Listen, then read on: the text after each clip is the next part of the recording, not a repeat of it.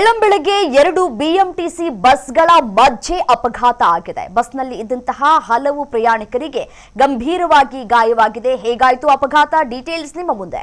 ಬೆಳ್ಳಂಬೆಳಗ್ಗೆ 2 BMTC ಬಸ್ಗಳ ಮಧ್ಯೆ ಅಪಘಾತ ಸಂಭವಿಸಿದೆ. ಬಸ್ನಲ್ಲಿ ಇದ್ದಂತಹ ಹಲವು ಪ್ರಯಾಣಿಕರಿಗೆ ಗಂಭೀರವಾಗಿ ಗಾಯವಾಗಿದೆ. ಬೆಂಗಳೂರಿನ ಕೆಆರ್ ಸರ್ಕಲ್ನಲ್ಲಿ ಭೀಕರ ಅಪಘಾತ ನಡೆದಿರುವಂತದ್ದು. ಸಿಗ್ನಲ್ನಲ್ಲಿ ನಿಂತಿದ್ದಂತಹ ವಾಯು ವಜ್ರ ಬಸ್ಗೆ ಡಿಕ್ಕಿಯನ್ನ ಹೊಡೆಯಲಾಗಿದೆ.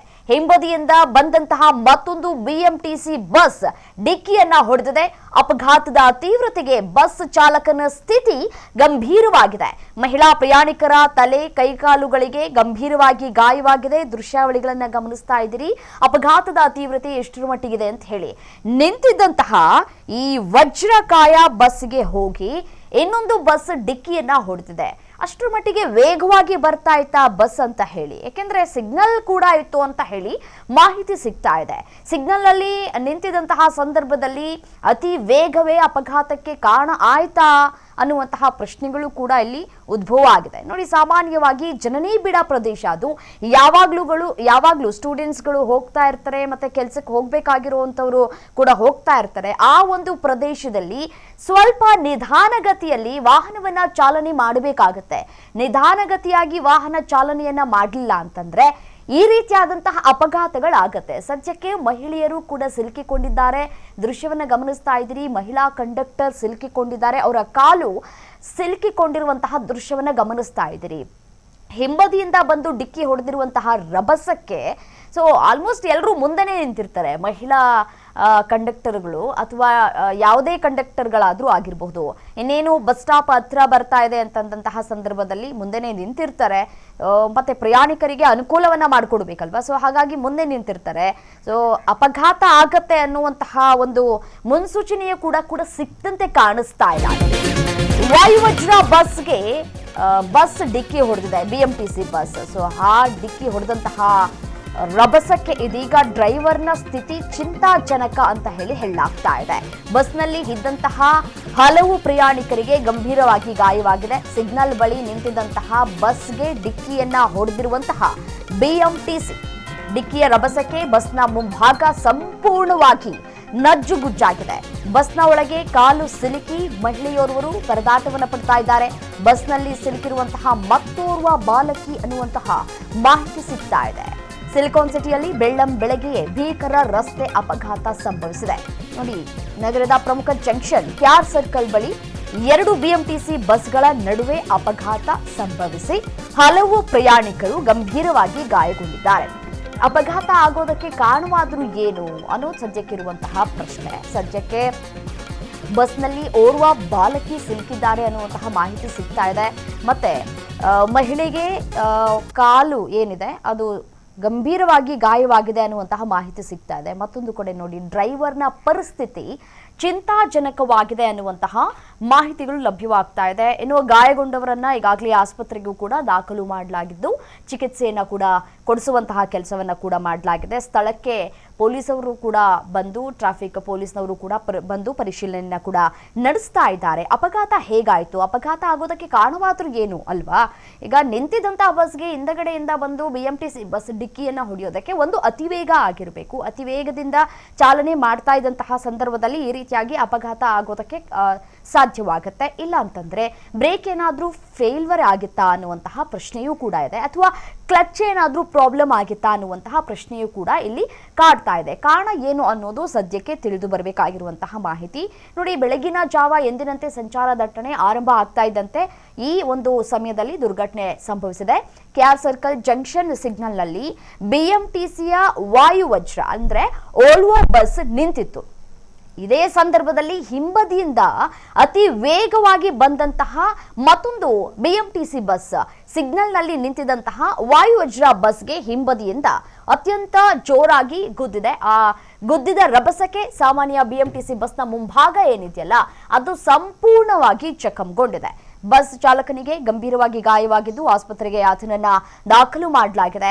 ಬೆಳಗಿನ ಜಾವ ಆಗಿರೋದ್ರಿಂದ ಬಸ್ಗಳಲ್ಲಿ ಕಚೇರಿ ಹಾಗೂ ದೈನಂದಿನ ಕೆಲಸಕ್ಕೆ ಕಾರ್ಯಗಳಿಗೆ ತೆರಳುತ್ತಾ ಇದ್ದಂತಹ ಪ್ರಯಾಣಿಕರು ಹೆಚ್ಚಿನ ಸಂಖ್ಯೆಯಲ್ಲಿ ಕೂಡ ಇರ್ತಾರೆ. ಈ ಸಂದರ್ಭದಲ್ಲಿ ಬೆಳಗ್ಗೆ ಆದಂತಹ ಸಂದರ್ಭದಲ್ಲಿ ನೋಡಿ, 7 ಗಂಟೆ 8 ಗಂಟೆ ಆದಾಗ 8-8:30 ಸುಮಾರಿಗೆ ಒಂದ್ ಕಡೆ ಕಾಲೇಜಿಗೆ ಹೋಗುವಂತಹ ಹೆಣ್ಮಕ್ಳು ಇರ್ತಾರೆ, ಕಾಲೇಜಿಗೆ ಹೋಗುವಂತಹ ಗಂಡು ಮಕ್ಕಳು ಕೂಡ ಇರ್ತಾರೆ, ಕಚೇರಿಗೆ ಹೋಗ್ಬೇಕಾಗತ್ತೆ, ಸರಿಯಾದ ಸಮಯಕ್ಕೆ ಕಚೇರಿಗೆ ಹೋಗ್ಬೇಕು ಅಂತಂದ್ರೆ ಸ್ವಲ್ಪ ಬೇಗನೆ ಮನೆ ಬಿಡಬೇಕಾಗತ್ತೆ. ಕಾರಣ ಇಷ್ಟೇ, ಬೆಂಗಳೂರಿನಲ್ಲಿ ಟ್ರಾಫಿಕ್ನ ಕಿರಿಕಿರಿ ಎಷ್ಟರ ಮಟ್ಟಿಗಿದೆ ಅನ್ನೋದನ್ನ ನೀವು ಎಲ್ಲರೂ ಕೂಡ ಗಮನಿಸಿದ್ದೇವೆ. ಸೊ ಹಾಗಾಗಿ ಸ್ವಲ್ಪ ಬೇಗ ಹೋಗೋಣ ಅಂತ ಹೇಳಿ ಬೇಗ ಮನೆ ಬಿಟ್ಟಿರ್ತಾರೆ.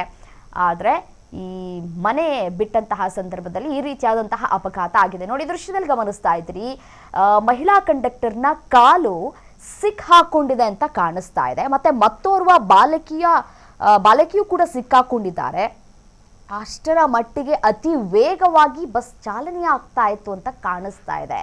ಸೊ ಈ ಘೋರ ಅಪಘಾತದಿಂದಾಗಿ ಬಸ್ನಲ್ಲಿದ್ದಂತಹ ಪ್ರಯಾಣಿಕರು ಒಂದ್ ಕಡೆ ದಿಕ್ಕಾಪಾಲಾಗ್ಬಿಟ್ಟಿದ್ದಾರೆ. ಅಪಘಾತದ ತೀವ್ರತೆಗೆ ಬಸ್ನ ಮುಂಭಾಗ ಕಂಪ್ಲೀಟ್ ಆಗಿ ಜಖಮ್ ಆಗಿದೆ.